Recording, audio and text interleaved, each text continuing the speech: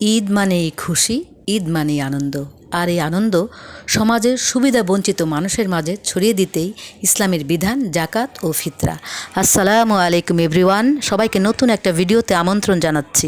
Islamic foundation Bangladesh ও জামিয়া রহমানিয়া আরাবিয়ার ফতোয়াবিদদের ঘোষণা মতে এবছর জনপ্রতি সর্বনিম্ন 110 টাকা এবং সর্বোচ্চ 2805 টাকা ফিতরা নির্ধারণ করা হয়েছে। শরীয়তের মানদণ্ড অনুযায়ী 52.5 ভরি রূপার মূল্য ধরে জাকাত ও ফিতরার নিসাব নির্ধারণ করা হয়েছে 2,30,000 টাকা।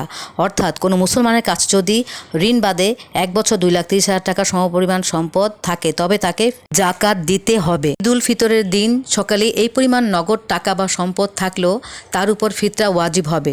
স্বর্ণালঙ্কারের জাকাত আদায়ের ক্ষেত্রে এসেছে নতুন তালিকা। বাংলাদেশ জুয়েলার্স অ্যাসোসিয়েশনের 21 ফেব্রুয়ারির বাজার দর অনুযায়ী 15% মজুরি বাদে 22 ক্যারেট স্বর্ণের প্রতি ভরি জাকাতের মূল্য ধরা হয়েছে 2,20,000, 21 ক্যারেট 2,10,000, 18 ক্যারেট 1,80,000 টাকা। মোট স্বর্ণ মূল্যের 2.5% হারে জাকাত দিতে হবে। অন্যদিকে আটা, জব, খেজুর, কিশমিশ ও পানির যে কোনো একটি দিয়ে ফিতরার হিসাব করা যায়। আটা দিয়ে আদায় করলে 100 টাকা, জব দিয়ে 450 টাকা, খেজুর দিয়ে 2,000 টাকা এবং পানি অথবা কিশমিশ দিয়ে আদায় করলে 2,650 থেকে 2,800 টাকা পর্যন্ত ফিতরা আসবে। ইসলামিক ফাউন্ডেশন বাংলাদেশ সর্বনিম্ন 110 টাকা ফিতরা নির্ধারণ করেছে, যা সাধারণ মানুষের জন্য অনুসরণীয়।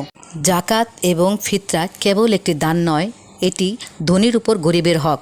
সঠিক সময়ে সঠিক পরিমাণ জাকাত ফিতরা আদায় হলে সমাজ থেকে বৈষম্য দূর হবে এবং পবিত্র ঈদের খুশি সবার ঘরে পৌঁছে দিতে সাহায্য করবে।